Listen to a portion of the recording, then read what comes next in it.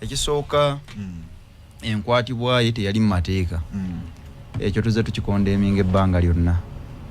naye ekyo nga kiwedde still bamukwata Friday leero lwakusatu kati waliwo ekkuba eddala bannamateeka balina olukusa okugenda ne bafuna order eyitibwa habeas corpus mu kkooti kiwandiiko kino kiweebwa ebitongole by'ebyokwerinda byonna okuleeta omuntu ono nga mulamu oba mufu bamuleete mu kkooti emulabe kyemmanyi balooya balina okubanga bali ku ttiimu ya Honorable Mwanga Kivumbi balina okubanga erikubo baali kuttedda then kati ate abakwatibwa ne baleetebwa mu kkooti tusuubira nti amateeka gye gali kwaliwo tugamba omuntu bwakwatibwa ayite mu kkooti afune obwenkanya balina omusango gumusomebwe bw'aba tagulina ateebwe then bwamala okutuusibwa mu kkooti kati kiri eri kkooti baba kusomedde omusango kiri eri mulamuzi okuwuliriza obujjo okusaba okw'okweyimirirwa n'atunuulira ensonga z'omuwadde oba asobola debatinga kukuta obuweze ng'ova ebweru oba nedda kakati abasinga ndobakuba nti kati saa zino kiba mu politics kireeta obuzibu nti olumu omulamuzi ajja naye nga abaakwata omuntu ono nabo balina kye baagala olumu n'olaba waliwo ng'oli grounds zonna ezimuweesa beyiro nga weeziri naye nga olwa influence ya politics olumu ne kigaana ndowooza wakyali okusoomoozebwa naye essaawa zino sisobola kugamba nti buli kimu kiri mulala mu ggwanga ku saidi y'amateeka okusoomoozebwa kw'amaanyi ate nga politics ali nnyo ati pule essaawa zino tukkirize tukole ki badde manyi yaggwa atukkirize tugaane anti kati politics asobola okuggwa lwaki politics atambula n'obukulembeze ababeera mu buyinza lubeerera ate ensi zonna balwana nnyo okukonsolidatinga obuyinza bwabwe kati mu kulwana okukonsolidatinga obuyinza beekanga emirundi mingi nga amateeka bagalinnyeeko okuggyako ensi ezigumye nezitereeza demokurasi politics n'abalaindi bulungi kati ezo naye wano mu Afirika ensi ntono z'osanga politics tamala amateeka n'aganyigiriza kati kye tulimu olwaleero nti ebyobufuzi bimala olumu ebinyigiriza amateeka kati kye tulimu kufeesinga essaawa zino Council Honorable Mwanga Kivumbi bannamateeka bakwano bo tebaamuwabulako ku bigambo byonna bye yandikozesezza nga bamaze okumuwa bbeeyi kubanga baamuwa bbeeyiro olunaku olw'ekiro n'ayogera ebigambo abamu bye baataaminze nga hate speech bannamateeka mbadde mmanyawo we muwabulira client wammwe nti nedda engeri we bakutadde abstain from this and restrain from this anti munnange talina gwe yakuba kaama nti wentuukira ebutambala ngenda kusimulula layini bweti naki ne bwete kisooka ssebo Honorable Mwanga Kivumbi senior commander mu saidi eno mu kuvuganya gavumenti kati olw'okuba ali ku leve eyo bwe baba Kagabe Magi baba n'agenda mu lutabaalo gundi brief gye bawa ba commanders bana abakulu si gye bawa bano ate bagundi bakulutu wansi kakati soldiers baba yimbulanga lwi batukiranga ku kitebe wabalabanga ne bagezaako bali habilitating awo pola mpola tambule ne bwetuti kati ono bali bamanyi senior commander yafulumye amanyi ki ekisobola okuddako ng'okoze eki kakati bwe yafuluma bo tebafaayo balooya bo bakulogwayo kasita ofuluma ebweru bo baali bagukoze ogwako yadde nga ne beyiro z'ennaku zino ez'emisango bwegito ku musango twaliko twali kumanya obuzito bwagwo teyali beyiro ya kooti kimanyi bulungi eba negotiations ebbali ate nga yasasula million 10 of course waliwo negotiations ebbali then court nemana executinga negotiations ziri n'ofuluma kati ekyo bwekito bwe kyali naye nga amaze okufuluma kakati bali baasuubira ndowooza okuteeseganya okwabadde eno ng'avaayo wano afulumye balooya ne bamanya kiteredde naye bw'afuluma ekyamazima alina okuba yali mukomera naye nga naye alaba waliwo gaapu kubanga tukize tugaane nunupu yennyini erimu gaapu y'obukulembeze kwagenda ebweru obuyinza yabulekera Zedriga naye nga jjukira NUP amaanyi gayo gali mu Buganda okusinga kati ate mu Buganda Mwanga Kivumbi ye vice president kati bwakomawo senior Mwanga Kivumbi senior ngalabawo gundi vachu muweri ayina experience era ebigambo byayogera yakkiriza yategeera gundi yaabwe support yaabwe weeri balina abantu abatalowooza ab'okukyamusa kati lwakuba ye yalowooza kyeyaleka ng'agenda mu komera kye kikyali eno kumbe abantu bali frustrated nnyo ebbanga lino bali twagenda mukubi bali basuubira bingi ebitaabaawo bagenza okulaba abantu bali mu kufuna ofiisi zaabwe obulamu bali mu kubunyumirwa emisolo giyisibwa abantu bingi ebiri mu happeninga nga tebyogerwako bali mu kwenjoyinga bulamu kati okukyamusa okwo kwali tekukyali nnyo wano tebakyakulina nnyo kati yebigabo ebimbi yajja nabyo era abadde amaze okuwanga yali abiwanze bana abakyamuka bagiwadde omuliro bagupiikinge enkyanzi jja ku kitebe atuuka ekitebe nga kiwedde aconsolidating obuyinza era abagamba nti mwami Kyagulanyi anaagenda okudda wano nga twabamala dda gitegeera nti andi oli yandigenza okudda nga bagamba kakati tugende n'ono kitegeera naye mind you yajja n'ebyo ebweru banna abaasigala omuli president ng'akimanyi bulungi ne mwami Ssennyonyi bakkaanya ddokola ne gavumenti Ssaabawandiisi bakkaanya ddokola naki baatuula ne gavumenti ojjukira speak ya mwami Ssennyonyi mu parliament njijjukira nga baakajja njijjukira yagamba nti this time around tetuze wano ku opposinga buli kimu oba kuwakanya buli kimu wabula tugenda backkeeping in check n'okukolera awamu ku lw'abantu kuba kukkaanya ebigambo baatuula bwe baali mu induction egundi emunyonyo bonna naddamu ebigambo bye bimu era ba parliament ab'NRM n'abakuni bagaa tetufuna ku leader of opposition atayagadde kukolera ggwanga ng'ono era ne batandika omusuusu ate nga baagala mukyusa kati then obye butakkaanya bwazze wano ku nsonga za mwami Lukwago bwe bamukwata n'avayo n'ayogera ebigambo ebyo era okuva lwe ba-issuing embeera ya amendment mu kulondebwa kwa leader of opposition n'abimira ddala amaki amazzi wazze mukulira nga ayogera takyabyogerako then abo nga amaze okuteeseganya okukolera awamu Muwanga Kivumbi yaddazze yavudde lino omuliro gwe mukomera ate nga lowooza ajja kujja akola ekirala ng'amanyi embeera amazzi gakyatambula mu layini yemu kumbe gakyuka era kigenderere bwe wekkaanya embeera nga bwetambula nti Muwanga Kivumbi ozze osuubira ekyo naye ekiri wano ebweru kirala bakkaanyiza badde batambulira wamu ya tewali butakkaanya bwonna bugenda mu maaso era nze we nali ŋŋambira nti kaakati nga bwe mukkaanyiza okukola ne gavumenti nti NUP egenda kukola ne gavumenti yakkaanya ne balonda leader of opposition ebifo byonna ne babijjuza ne mu parliament statements ne zikolebwa lwakuba abantu be tebabigoberera balinda ndulu yeno bweru ate mikulu ino kwe tuli batona aboogera ebituufu ebyapeninga kakati bantu bambi basigane kiri ekibali mu mitwe nenge kitambula mu maaso kiki kirala kati ekyo nga kiwedde oyina issue gy'obadde okonyeko gy'otannaleeta ate ng'ejjira ku kino eya iPod luli baasooka ne basaawo omuziziko nga tebannajja mu gulu tamuzi na gavumenti era waliwo ekigambo owekitiibwa Norbert Mao kye yakozesa yagamba bwe kiba kyetaagisa kutambulira ku mavivi gange paka kavule I will do until NUP enters iPod bali bwe bakkiriza nga tugenda mu kalulu Mr. Lubongoya sekretariyo n'awandiika ng'asaba bajoyininge ne basooka bagaanaawo bano ne balaajana nnyo tebatuwa ssente woowe then condition yali nti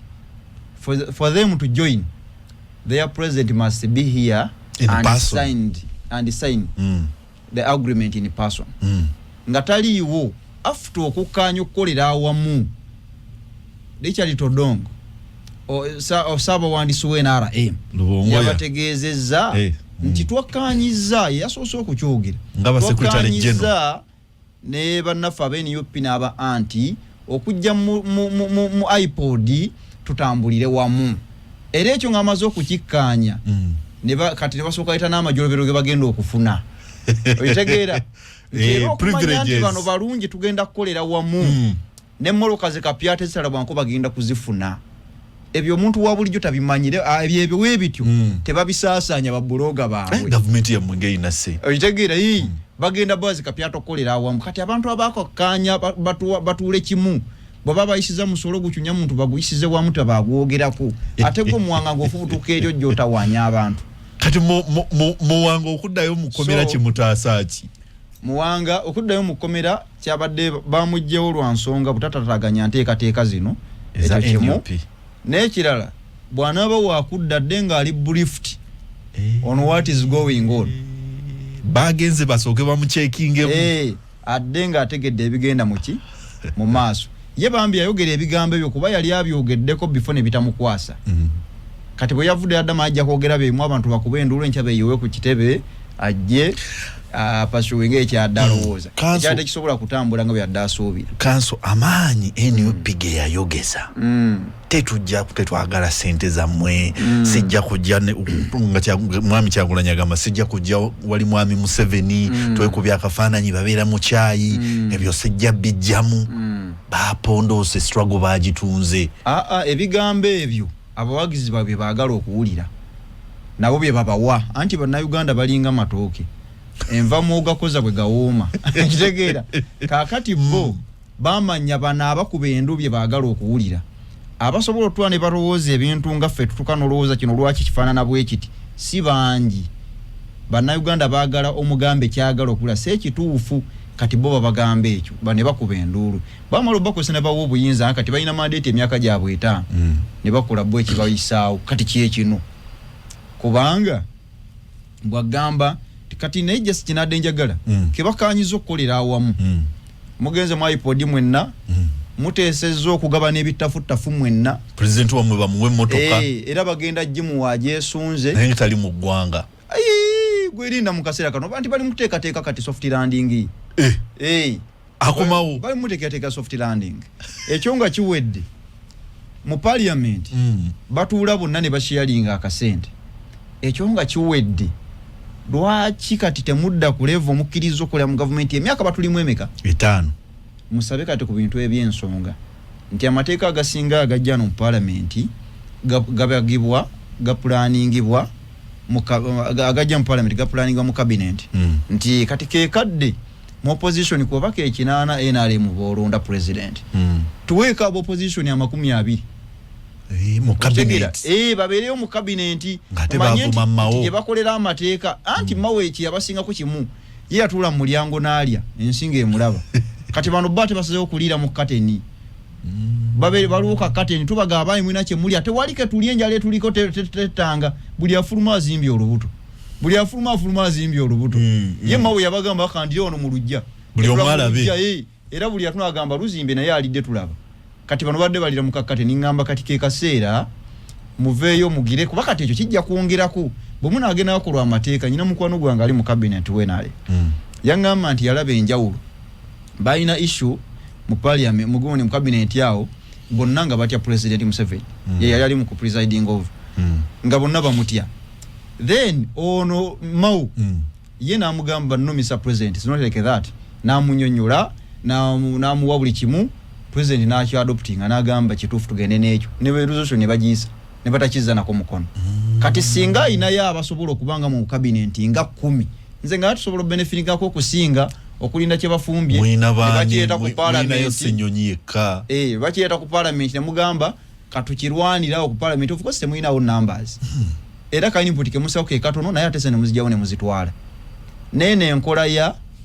mu bantu ba bulijjo abeena lemba bita mbalirana bwe mutuuka eri wali omudidi gw'okulya ne mutwana bone muli awo nga balungi nnyo eyo naye enkola eveewo bwe mukkiriza okukola ne gavumenti n'abantu mu kibagambe nti bane katukoleramu ne gavumenti kuba twalayidde okutuukiriza constitution ya NRM era tugenda kutambulira wamu olwo abawagizi n'abasibe be basiba olw'ebyobufuzi basigaddewa kakati olwo era bwe ngamba mutandika okukolera eggwanga mwakanyiza siraba nsonga lwaki kati ssaawa ya leero mwami Ssenyonyi Rope kubira nabbanje simu mutuleko mwenna omugambo owaye ensonga eno kimanyi nti abaana bano bawayiswa ne baani basiberwa nsonga za byabufuzi tukoze tutya tewali nsonga lwaki Rope tasobola kusisinkana ato nejjeno ne batwa ne banywa chai ne boogera ku nsonga zino awo ye politics owe ekintu ekikulu bannayuganda banaamutegeera nga bavuma bannayuganda bamaani bamutegeera tukize tugane gye babatwala gye balaga politics w'okuvuma atandise wano mu 2021 emabega babaddewo nabwo bano balinga matooke gy'obazza kakati we wajja abavuyi ne baga kati kuvuma kwe kuliko ne bavuma bwe munaleeta ndi kati byabufuzi bya kikulu bitwala ggwanga mu maaso n'abantu kweyagalira mu nsi yaabwe era bajja kumala bakyo adopting bajja sooka banyiga bali bagenda yo waayi mu njogerezeganya yasenyi gyasisinkanye ne ekyo wakiwanuka nti bannaffe bamaze ne bafuluma kuba tukkirize tugaane fa amateeka ge tu practicing naye amateeka tegasobola kukola mu byabufuzi bitateredde amateeka gakola mu byobufuzi ebikoze eki ebiteredde era bw'ona otunulira Sudan gye bitateredde tegakola bw'ona ogende Congo politics gyatateredde tegakola ne wano ebyobufuzi nga timaze kusetingibwa kutereera amateeka tegajja kola ki tegajja kukola kubanga abawagizi ba NUP bangi abafiiridde mu mbeera ezo famire zaabwe tezirabe nga bana abaziridde mu olukwe okwegatta mu maybe mu iPod oba okutuula ne government ati kati kankugambe bwe batakikola famire zo zina kyezifuna kuba bwe batakola kino kiteekeddwa kukola kuba kati tukize tuganduli famire zo mu bulumi bwazo ate badde bazanyirako politics ate batya okitegedde banaye tuli mu kunyigirizibwa abo political prisoners banaye government eno mu kulaaja n'okwo ekyo kye bakola nanga atalina position nkisobola okikola wano wabula gwe tugwempadde obuyinza ndowooza nkuwadde mandate nkuwadde obugundi obuvunanyizibwa obwo okuba nti gwe osobola okugusa ensonga ku level enneneko okusinga nze kaakati bo okuyamba ono omuntu okumulaga nti politics yawedde naye ate mwembagaliza obulungi bawono kamuleke muganya kuba mukomera myaka 5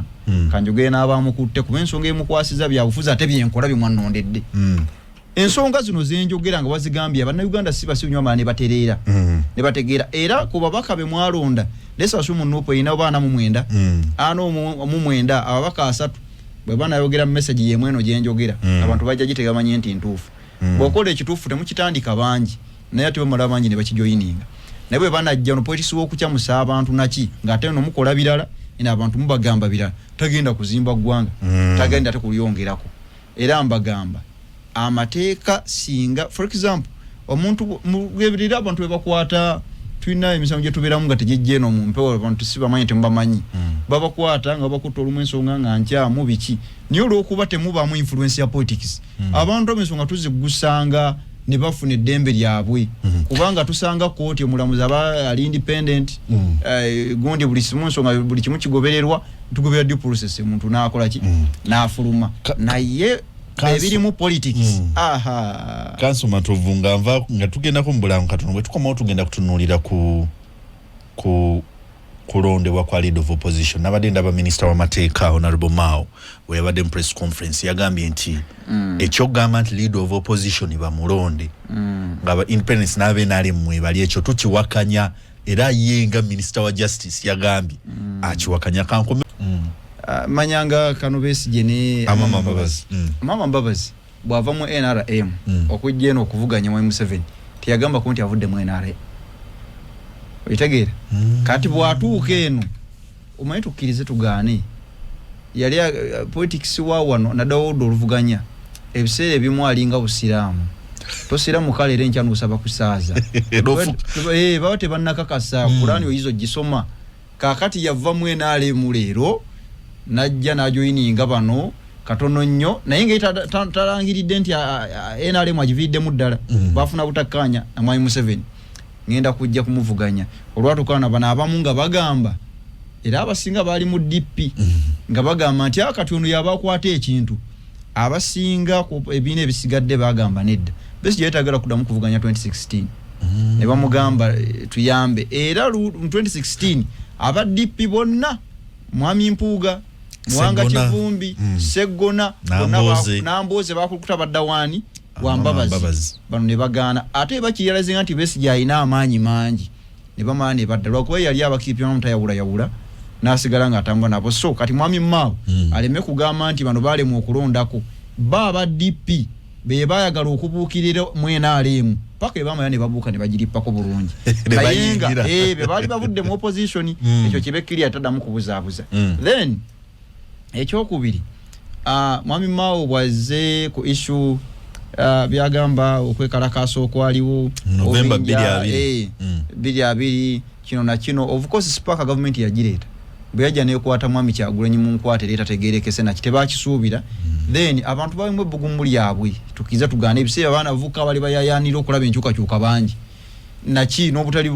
kunyigizibwa kwali kukoyeddwa nange bali bankubidde ku piki kati yali spark nejjiramu bingi ne mujja amavubuka abakozi b'effujjo naki lwaki gwe mwakwata ebiseera yali agwa mu bantu kikeekyo mu bayaaya abakozi b'effujjo abaki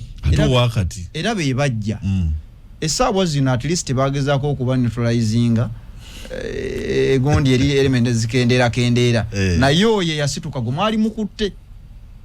mwakwata muyaga era bayaga bye baali kuki kukubo amusoye tusse era bwe yagezezaako okulifominga abamu ne batandika okugamba ono si waffe abatandise ova mu kifaananyi kyaffe kiri ekyobuyaga ekyaki kwe kukakkana kwabwe naye bino bamuvaako naye of course abakolera olumu bitongole ebyo baba ino okulaga accountability n'okulakakasa president nti badde bakola twagoberera kino na kino ebyo toyinza kubyewoonya then watujja ku kyokulonda leader of opposition constitution article y'ekinaana mu 2 yegamba wajja kubangawo okulonda leader of opposition then kakati administration of parliament act yo negenda maaso section 6 nekulaga nti ekibiina ekinasinzanga enamba ennene ku ludda oluvuganya kyekinaalonda naye egamba kulonda elections elect naye kati wano appoint oba bakopa munabo ali mu buyinza nti appoint the prime minister andi kugambe kati kyekizibu kwera bagamba elect kati wano abamu aba opposition amendment mwami lumu etteeka yali aleeta ye yali asuggestinga nti ebibiina byonna olw'okuba nti leader of opposition akulembera opposition bonna aba opposition bonna mu bibiina bino bamulonde ku mulundi ogwo aba opposition beegatta n'abe-NRM ne bawakanya ekintu ekyo nze nno democratically nali sikiraba mu buzibu nti olw'okuba aba opposition bibiina by'opposition bomba mu mulonzi agenda obbakulembe naye sikiramu buzibu era olwaleero abasinga ku opposition lwaki kati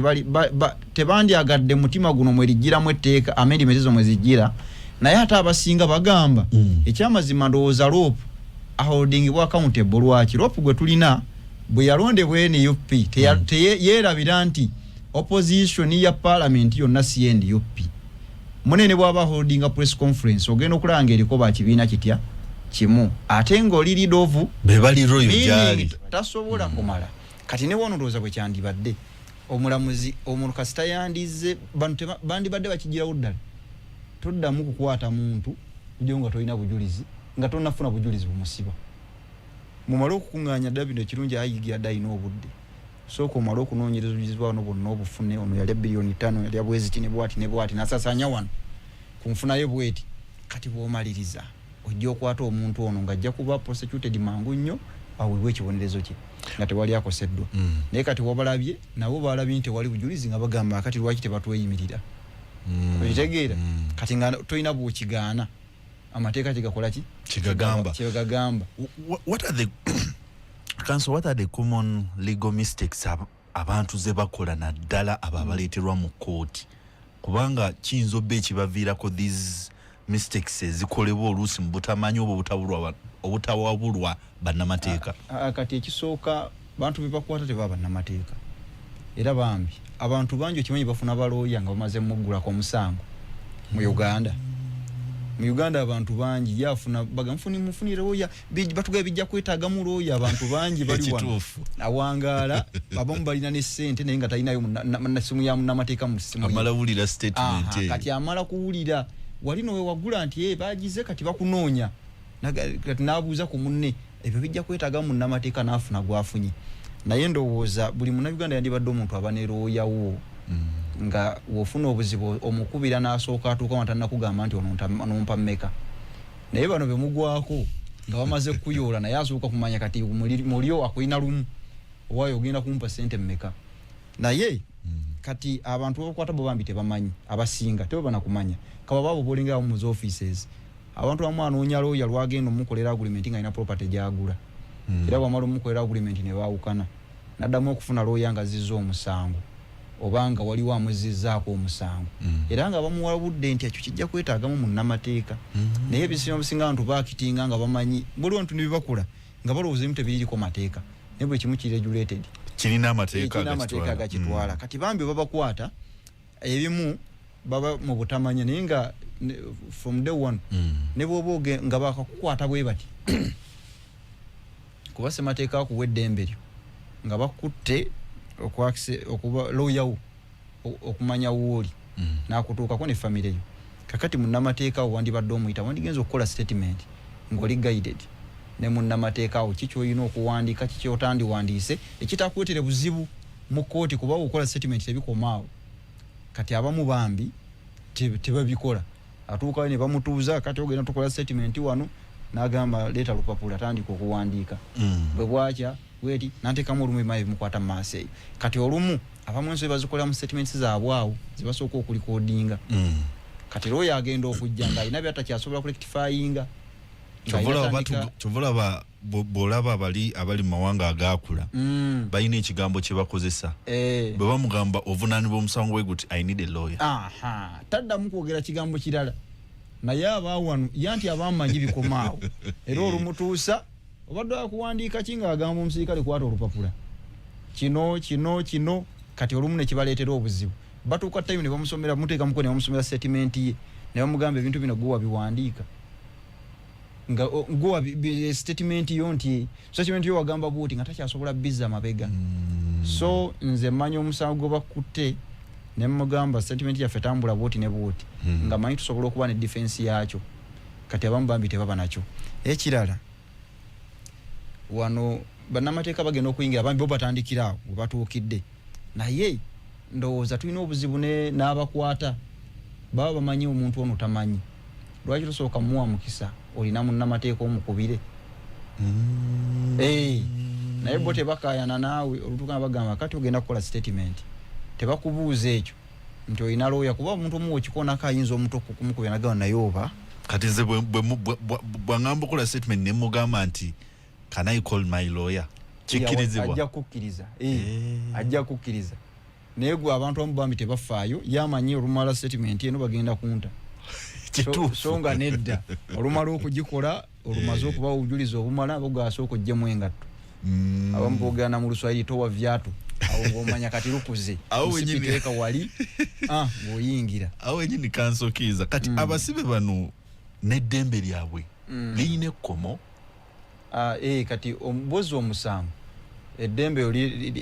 litandika okuba limited nga tobona eddembe nga muntu ali free kyova olaba nti bw'omala okukwatibwa nga mateeka ddala matuufu nti kale eddembe likuggyibwako ogenda okulaba kugamba jjamu omusipi oguteeke wali jjamu engatto ziteeke wali kati bakuteeka mu kifo kyotasobola kubaako nti tosobola kweggulira ng'oyagadde tosobola kukola kyoyagala oyingidde mu kkomera eddembe litandise okukola ki okukendeezebwako olw'ensonga eno ekukwasizza olwo nno njogera ensonga entuufu ezitali mpange kubanga twafuna obuzibu mu Uganda mulimu omuntu gwe bakwata bamuvuga paka luza mugenda okukyekennenya ng'abaddewo omupanga waliwo ayagala ettaka lye yapanze awo najja n'asimba ebikono n'abikuula ne baggulawo malicious damage ne bamusenna mugenda okumanya bamukutte leero enkyali mu kkooti aliho walimanda kati naye nga tabadde mu layini eyo yamukutte butuufu bwe bakukwata ng'oli musibe olina eddembe erikuggibwako olina lyosigaza mulimu lyosigaza nti okyalina eddembe okuwuliziganya n'abantu famire okumanya weeri ddembe lyo olwoyawo okwakisesinga ddembe lyo okumanya ebitambula ku musango gwo ebyo byosigaza naye ebisinga ebikuggibwako munaye tojja bagamba nti kati nzirako waka awo wenyininyini nga twogera kuba official musanvu bano aba parliament etteeka ligamba litya okusinziira ku misango egibavunaanibwa do they still have that right to bail how does the law say about their case kakati emisango gyonna mu Uganda gikkirizibwa okweyimirirwa omuntu buli emisango gyonna gikkirizibwa n'ogwa mada kyova gwalewude gwe batasabirako bail kooti egaanawo ki Buganda omala okusaba bail kisigala eri mulamuzi okonsidering ensonga z'omuwadde whether akuwe bail oba takuwa bw'oba ojjukira omusango yali Dr. Mafikirabo I remember namukyalira nako nga akyali mukomera naye teyafuluma yali akyajingibwaki yali kumada kati buli musango ngokkirizibwa okuwa bail ekisinziira nsonga kizo wadde omuki omulamuzi kubanga osobola okuba ku mada noba convicted ku high court kati n'ogenda ku Supreme Court n'ojulira mu kujulira nga tebannaba kutuwa kusala musango n'olwala n'okola otya n'osaba nti bannange musango guno gukyatambula naye kamuzire ebweru banfuna obujjanjabi oba nkola ntya omulamuzi bwako kiba gyali okonsideringa nakuta kati engeri woli munnamateeka waliwo ngambye oluzungu tukozesa lungi tugenda dukendeeza mukama wange engeri gyoli munnamateeka omuntu olese keesi ya Matthew Kirabo bw'abanga oli bamuttira omuntu we kweroya nojja n'osaba beyiro ne bamuta tewabaawo unfairness obulamu bwagenda kyenkugambye ani akakasa nti omuntu ono bamuttira omuntu akakasa ekyo mulamuzi naye omulamuzi ajja kakasa nti ono yatta omuntu ng'oludda oluwaabi luprovinze the 4 ingredients of murder ng'emazoze okakasa kati oba bikuprovinga beyond reasonable doubt ng'omulamuzi agamba kituufu gundi ono yatta era okusinza mu mateeka ga Uganda botta omuntu naye kiwonzi ekisembeyo kyakuttibwa nti oli sentenced to suffer the death naye nga tannaba kutuuka ku ekyo process eyo nga tennatuuka bano baprovinge omuntu ene ebbanga lino lyonna amateeka gafe tugamba talina musango paka kooti lwenakikakasa oyitegeera era abantu ba bulijjo emirundi mingi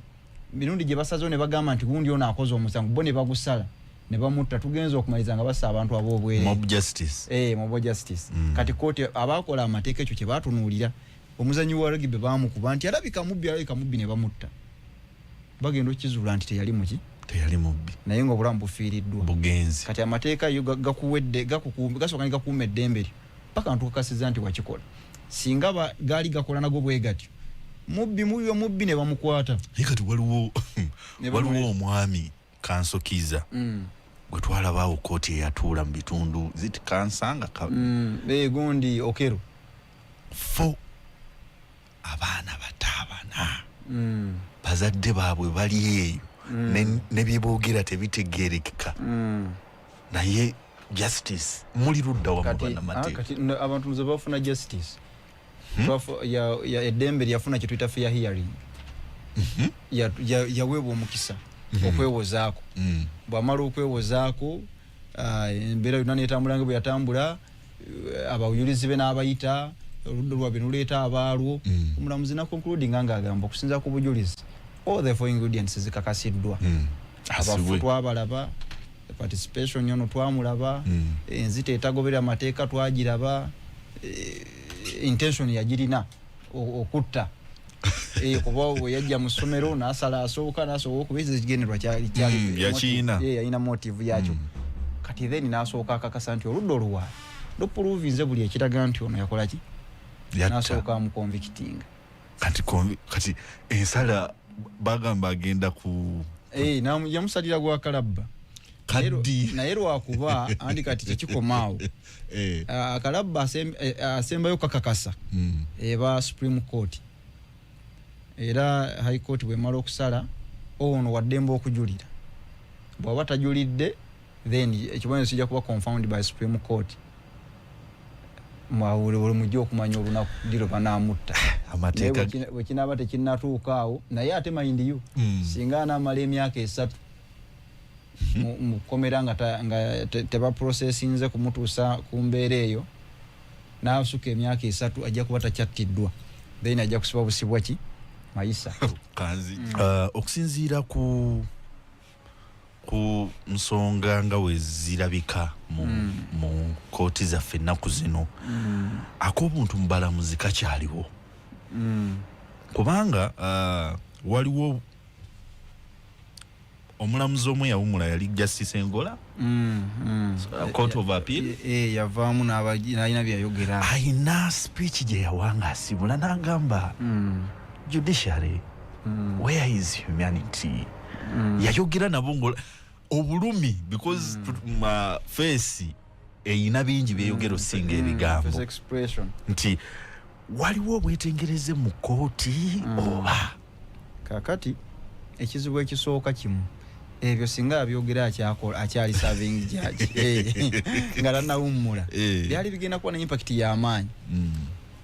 ogenda okulaba simanyi lwaki omuntu amala kufuluma office na yogera ebitateredde nze ngamba singo bya dressing okyali mu kinzo okuyamba okutereza kati abalamuzi kugamba ekizu kye tulina amazima judicial eteri independent okwanta independent mirundi mingi eba influenced by the political wing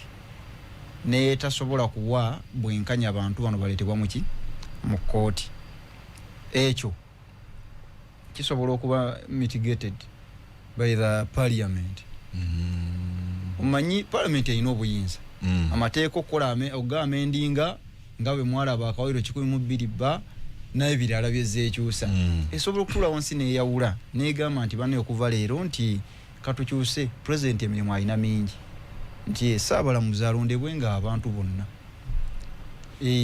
saabalamuzi tusobola okutugamba nti section y'abantu bweti mwine bana Uganda bonna nze nyine ekyoza nti bonna tebandironze mu bintu ebimu nga bye batayinaako kumanya kati banditaddewo enkyusa saabalamuzi n'afula engeri gyalondebwa nga talondebwa president then yawo judiciary ejja kufuna independence n'abalamuzi bonna nga bwe bajja judicial commission nayo ebenge ina bwerondebwa naye ngeri subjected ku bantu beweereza so si ku muntu omunga ya ina influence kati ekyo nakyo kizibu okusaba obwetengerezebwa bwa judiciary buzibu kuba bambi okuva lwetondebwawo eika bajibe mabega abalamuzi bano dayo nti nga sinnamunenya kusala bwati alondebwa atya kati awona wava obuzibu bwaki bw'amaanyi then twavudde kubana abantu abakwata aba parliament abakwati officials officials kenera bidde kenjaga utangaze kamu parliament yo kati wabana abantu dala kutereza parliament era ayigi okunonyereza kwe nandi badde nsaba abantu balina okumanya nti bano bonna bemulabye abatuuka ko sente waliwo abateeka sente ezo okubatuukako ne ziyisibwa gye bayita commission ya parliamentary commission kakati ba commissioners bonna abatuula ku gundi ekyo bebalozo babakadde bonna ababaddeko abavunaanwa ne bali mu kisanja kiri bonna ba commissioners ababaaliko NRM n'aba opposition nkubanga chairman wa abakubiriza aba speaker kati mukamu abwe nga akwatibwa kitegeeza batuula ne bayita bannaye tugabane bwe ne bwetuti namyukibwa deputy speaker deputy speaker namumyuka ne bayisa era bano abasigadde ba director communications be mwalabe bobole n'abalala nabo baalondanga mukamu waffe naffe tuteere mu wano kati bonna ne bagabana kati tosobola kukwa njagala abaabe gabana ekijjulo bonna mu bakwate nga temunnakwata baalya waliwo abakwata omumbo gw'emmere ne bagwanjuluza ne batandika okubegera ono nani twala guno nabo beetaaga kukwatibwa awo no tujja kumanya oba bakyabanoonyereza ku fayiro tezinnagwa sinawulayo bakimenshoningako naye njagala mpulire nti ba commissioners bonna bayitiddwa bazze bakole statements bwe banaamaliriza njagala kiraka wa parliament mpulire nga bagamba nti naye yayitiddwa n'akola statement naye bamuyitako ekibuli njagala kumulaba ku gundi gigi kuba agenda ekibuli yali kubiri ebyagundi kati abo bonna bwe banajja deputy speaker ndaba ali yali abutala ng'enkoko etali ng'enkoko nga bulago bwa nkoko butasibwamu mugugwa songa na yeetaaga ayitibwe tufuna obuzibu fe abantu ba bulijjo tuli mu kwebuuza ofisi ya speaker eriemu bweti era abantu bye beebuuza nti yerimu the speaker n'omumyuka we era ono waataba speaker omumyuka we yabeerawo era twawula emirundi mingi kyokka tetwawulyako lunaku na lumu nti obutakkaanya obuli mu ofisi ya speaker nti buliwa nti anti omumyuka we si mumativu ne mukama we bwakola emirimu tekyaliwooko kati awo twandibale tufuba okulaba nti bonna bayitiddwa omanyi ne woba tolina musango oyitibwa n'okwalifyinga side yo n'okola statement n'ogamba nti abaninze bwe nali nsavinga nti mukama wange kiyampanga kye natwalanga nti wakigobera nti kyali mu mateeka nti nze saafaayo natwala butwazi kati awo ne basooka bakufunirawo ne bakugamba nti ignorance of the law is not a defense oba tomanyi nti zino zabbiwa bubbibwa n'ogagwa twala tomanyi tekikutaasa wagabana ku mugabo naye munnange tulaba nti obuzibu tulinamu embeera eringa eri selective abamu bakwatibwa abamu balekebwa ekyo tekijja kujjawo kizibu kitegeeza oba okyalesseemu ensigo enfu mu parliament bandikutte kyensaba ayigigi ayere gundi yonna bonna bakomishona bayite bakole gundi statements bonna bajje bewozeeko kubanga etuuka ku nsongera ya ssente abantu bonna benkoonyeko baba involved ku ntambula ya ssente ku parliament akasembayo kansukiza nga tuva wano abantu basayininga endagaano nyingi wabaawo contract bamuwa omulimu wabaawo agreements biki munnayuganda byasaanye okutunuulira kano nkabuuziza ku lw'abawuliriza biki munnayuganda byasaanye okutunuulira ng'ayina ekiwandiiko kyasayininga kakati ekisooka amateeka gali kiriya buli kiwandiiko ky'ossaako omukono ebikiriko byonna oba obivunaanyizibwako kati bannayuganda ekiwandiiko kijja amaaso go nga kya luzungu nga tolumanyi tokisangako omukono paka era endagaano zetukola n'abantu abatamanyi tuteekako kye tuyita certificate of translation nti twafunye omuntu gwe weesiga ng'amanyi ennimi zombi Oluganda n'Oluzungu n'akuvuunulira byonna ebiri mu kiwandiiko kino n'obikakasa nti byebyo obikkiriza n'osooka osayininga awo nno woosobola okwetaasiza naye ekitali ekyo kasita oleeta abamu basinga tubeewola ssente mu gundi bamanyi okuwola ssente mu mabanka naye wadde okimanyi omuntu akimye ssente tatunuulira ndagaano ina banka buwaayiro obulimu ayiwako ebirowoozo biba ku ssente tamuzani kumisu tazitunuulira ye ebirowoozo biba ku ssente ze bagenda kumuwa kati batuuka osika ebintu bye najja ng'alanya mugenda otunula endagaano gyasayininga nga bali tebalina tteeka lye bamenye tamuzizaabo nga buli kimu bwe bakikkaanya ono n'akisayininga nga takakiddwa kati ate bikyuse agamba bannange ekyo twakyogerako kati abantu weewala okusayininga ekiwandiiko ekiri mu lulimi lw'otategeera wabula funa omuntu bakikuvuunulire bw'omala okitegeera nti kyo bye tukkaanyizaako osooka okole ki osooka osayininge tulina abantu mu byalo eyo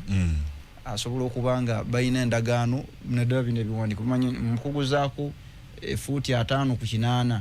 nti naye olwokuba bakimanyi bambi tomanyi ne bawandiika nti muguzizza kuba terubisanga bisanze mu misango gy'amataka eyo nnyo oli n'amuwandiika yali amuguza eka 1.5 onawandiika eka 6 bambi ono n'asayininga kati oli agenda okumanya nti ono akubye ettaka ddene amaze kukubagira tasaveyo olukaayanamu nti endagaano yino gye twakola kati ono akaane ninga bamubuuza gwe wasayininga wano so abantu ekyo kiri gye bali naye nga kusayininga biki endagaano zinafaana zitya egyo emirimu amazima gina abagisomerero gikola be bannamateeka abantu ki temweyambisa bannamateeka kuba ennaku zino bangi ate tebaseera bw'oba osobola okukwata essente n'oziwa kyamaani weero si wano nakuera endagaano y'Oluganda etakola na mu kkooti ng'erina kukyusibwadde mu Luzungu lwaki tokwata ssente ze zimu n'oziwa munnamateeka najja nakolera endagaano n'ogamba kyamaani gwe nkubiraako sitampu wano oba nsayiningiraako kuba naye lijja kukolera ey'Oluganda asayiningako obusayiningisi wansi mu babaddewo kati awo n'oba ng'oli protected bulungi ne bwe tunaagenda mu kkooti sijja kwetaaga ate be translated nti olunatuuka mu kkooti bwemulamuzi Opiyo anaaba yali mu ntebe ajja kusoma busomi naye bwe batuleetera kyamaani w'ekyalo ey'Oluganda ng'Opiyo yali mu kkooti ng'agamba kanso gundi eno ekole ki evuunulwe kanso tuve wano tweyanziza nnyo tweyanzege bwe tubadde ne kanso Kiiza mu mulindirire